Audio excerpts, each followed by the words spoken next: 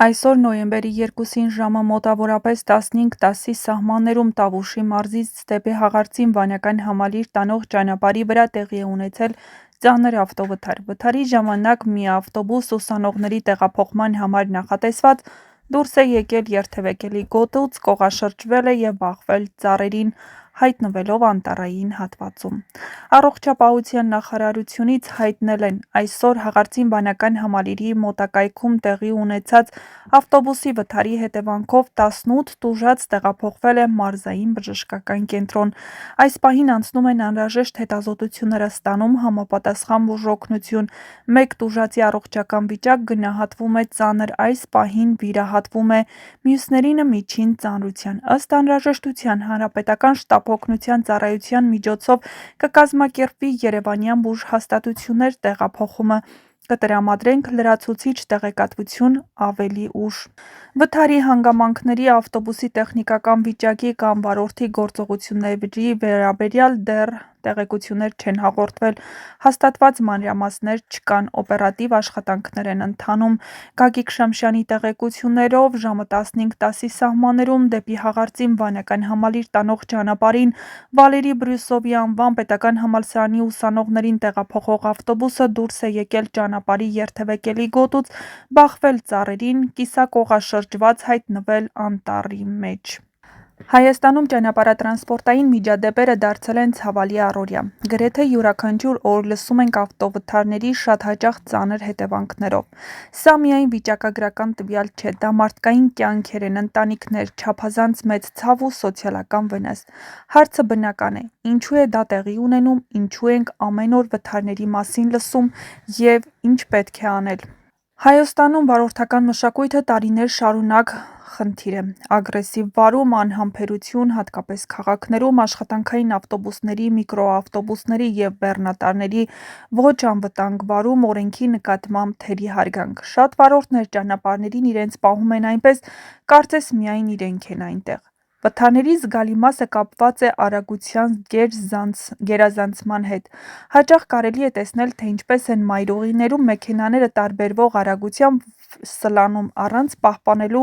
անվտանգ հեռավորություն, շրջանցումներ են անում, վտանգավոր առաջ են շարժվում։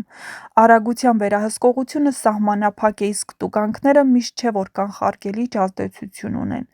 Ոչ միայն վարորդներն են մեղավոր։ Հայաստանում դեռ կան տարածքներ առանց լուսավորության, անբավարար ճանապարհային նշաններ, ոչ բավարար կամ թերի ասֆալտապատում, վտանգավոր ոլորաններ առանց մեխանիկական պատնեշների։ Մի շարք նաև հատվածներ, որոնք կարող են սխալ կամ ճակատագրական լինել։ Տրանսպորտային միջոցների տեխնիկական անվտանգությունն ամբողջությամբ չի վերահսկվում։ Շատերը չեն անցնում իրական ստուգում, հին ու մաշված ավտոբուսներ են կամ միկրոավտոբուսներ։ Աշխատանքային տրանսպորտի վիճակը բավարար չէ։ Արդյունքում անգամ մեկ փոքրիկ անսարքություն կարող է դառնալ նման ծանր իրավիճակի պատճառ։ Թեև կան արագաչափեր, տեսախցիկներ, բարեկային ոստիկանություն, բայց ոչ միշտ է գրագետ վերահսկողություն իրականացվում, ոչ բոլոր խախտումներն են ֆիքսվում, շատ դեպքերում գործարկվում է ուշ արձագանքող մեխանիզմ։ Վարորդը պետք է զգա օրենքի մշտական ներկայությունը, ոչ թե միայն տվյալ պահին։ Վարորդների հոգնածությունը, սթրեսը, հոգեբանական լարվածությունը նույնպես դեր են խաղում։ Հայաստանում հաճախ մարդիկ աշխատում են և ճանապարհ են անցնում երկար ժամերով, մանավանդ տրանսպորտային ոլորտում հոգնածությունը դա թաքուն, բայց լուրջ վտանգ է։ Ճանապարհային անվտանգությունն ու վարքագիծը դպրոցում չեն դասավանդվում որպես պարտադիր գիտելիք։ Մարդիկ մեքենա նստում են, բայց շատ հաճախ չեն հասկանում վտանգը, չեն գնահատում արագության հետևանքը, չեն գիտակցում, որ ղեկը զենքի ուժ ունի։ Ճանապարհային գրագիտությունը պետք է էլ ավելի բարձրանա։ Ինչ անել, որպեսզի իրավիճակը փոխվի։ Վարորդական կրթության բարելավում և խստացում,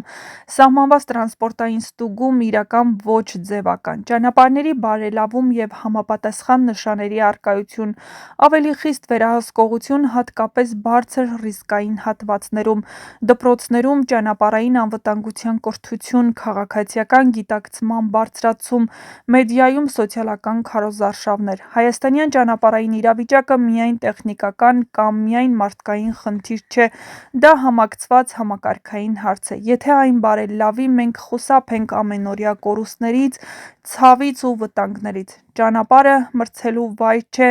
այն կյանքեր է տանում ու բերում, և ամեն վարորդ պետք է հասկանա՝ մի քիչ ավելի համբերություն և մեկ մարդկային կյանք։